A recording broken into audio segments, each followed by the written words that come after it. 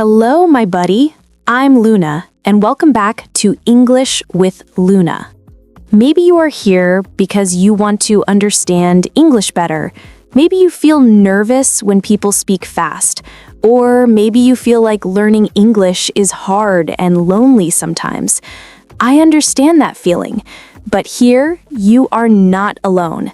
Here we learn together, slowly, softly, like a friendly conversation. In this channel, I don't teach like a strict teacher. I speak to you like a friend. We listen, we feel, and little by little, English becomes a part of you. Today, we will learn with a story. Why stories? Because stories help you feel the language, not just study it. You listen, you imagine, and your brain remembers the words more naturally. So, take a deep breath, relax, maybe grab a tea or coffee, and join me in today's story. It was a quiet morning. The sky was soft and gray, and a small cafe on the corner had its lights on. Inside, a girl named Emma sat alone by the window. She held a warm cup of coffee in her hands. She looked tired, maybe a little sad.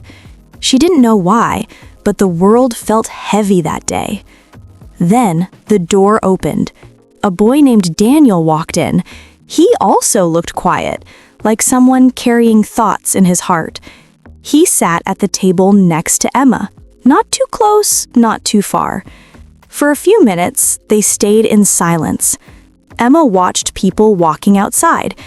Daniel looked at his notebook, but he didn't write anything. Suddenly, the waiter brought Emma a second cookie by mistake. Emma smiled a little and looked at Daniel. "Do you want this cookie?" she asked softly. Daniel looked surprised, then smiled gently. "Sure, thank you," he said. They didn't talk much, just a few words about the weather, about the morning, about the coffee. But somehow, the silence between them didn't feel heavy anymore. Emma's heart felt lighter. Daniel's eyes seemed calmer. They didn't know each other well, but something small and warm started to grow. A quiet hope. When Emma left, she said, "I hope you have a good day." Daniel looked at her and answered, "I think I already did." Outside, the sky was still gray. But now Emma felt a little light inside her, like the first sunrise in the heart. Okay, my buddy, that was story number 2. I hope you liked it and felt connected to Jack's journey. Now, let's move on to story number 3. This one is called The Last Message. It's a short, emotional story about unexpected goodbyes, hope, and second chances. I really hope you enjoy it. So let's begin. Ethan was a quiet boy who rarely talked about his feelings. His best friend, Mia, was the only person who truly understood him. They used to talk every night about their dreams and fears. One day, Mia had to move to another city with her family. She promised Ethan that they would stay in touch forever. For the first few weeks, everything was fine. They sent messages every day. But little by little, the messages stopped. Ethan waited, but Mia never replied again. He felt abandoned, like he wasn't important anymore. Months passed.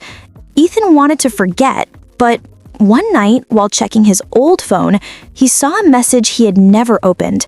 It was from Mia, sent the day before she left. It said, "If one day I stop answering, please don't think I forgot you. Maybe I'm just fighting something I can't explain. But I want you to know that you were my safe place. Thank you for being there for me." Ethan started to cry, not because he was sad, but because he finally understood. Mia didn't forget him. She was just going through a hard time. That night, Ethan whispered, "Thank you, Mia. I'll always be your friend, no matter where you are." And from that moment, he didn't feel alone anymore. He carried her message like a light inside his heart, believing that one day they would talk again. Lucas hated waking up early. For him, mornings were slow, cold, and meaningless. But one Monday, he had an important meeting at work, so he forced himself to leave home before sunrise. On his way, he stopped at a small coffee shop that he had never noticed before.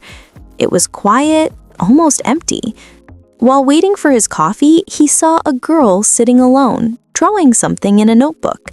She looked calm, peaceful, almost like she was living in her own little world.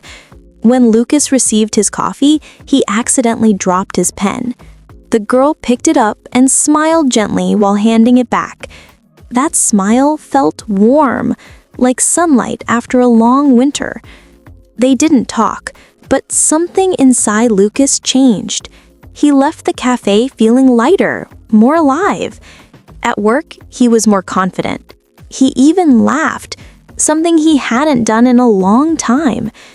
The next day, he returned to the coffee shop at the same time, hoping to see her again. She wasn't there, but Lucas didn't feel disappointed. For the first time, he believed that good things could happen, even at 6 a.m. From that moment on, mornings were no longer meaningless. They were full of new possibilities, like that one unexpected smile. That was story number 4. A coffee at 6 a.m. reminded us that even small moments can change how we see the world. Maybe one smile is enough to bring hope back into our day. Now, let's move on to story number 5. This one is called The Broken Guitar. It's a story about failure, fear, and trying again when everything seems lost. Emma had always dreamed of singing on stage. She practiced every day with her old guitar, the one her grandfather gave her before he passed away. That guitar was more than an instrument. It was her connection to him, her dreams, to everything she believed in. One night, she finally got a chance to perform at a local cafe. She was nervous but excited. When she stepped onto the stage, her hands were shaking.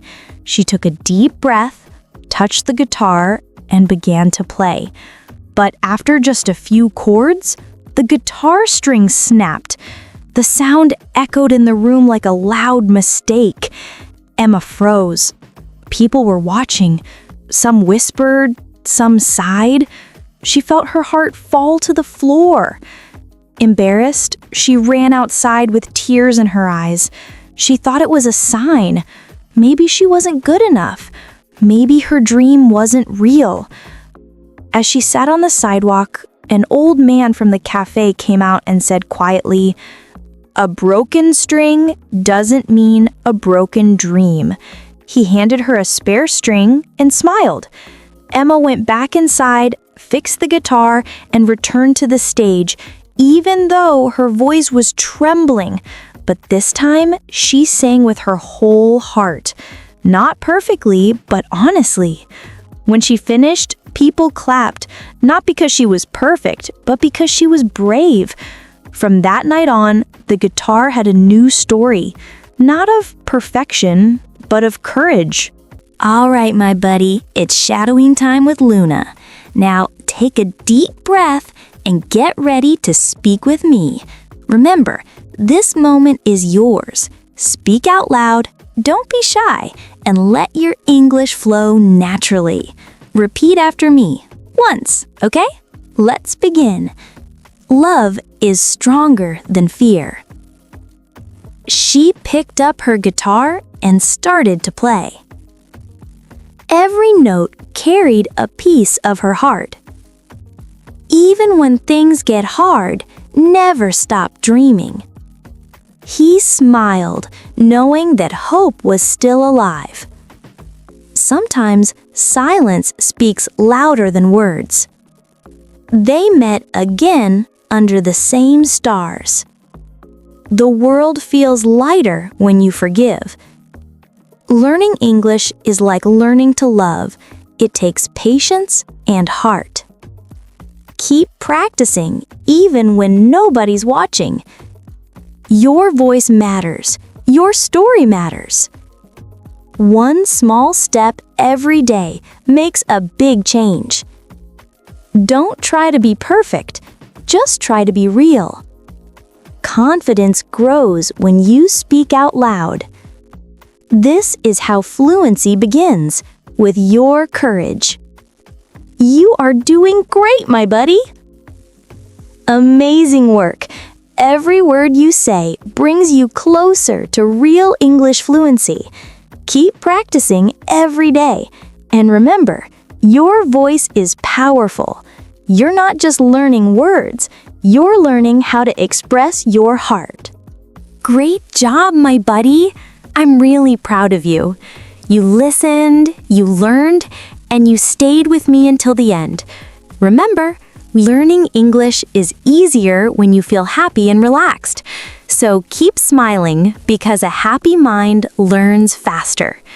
If you enjoyed this time with me, don't forget to like the video and subscribe for more fun stories and shadowing practice. See you in the next episode. I'm Luna, and I'll always be here to learn with you. Bye-bye.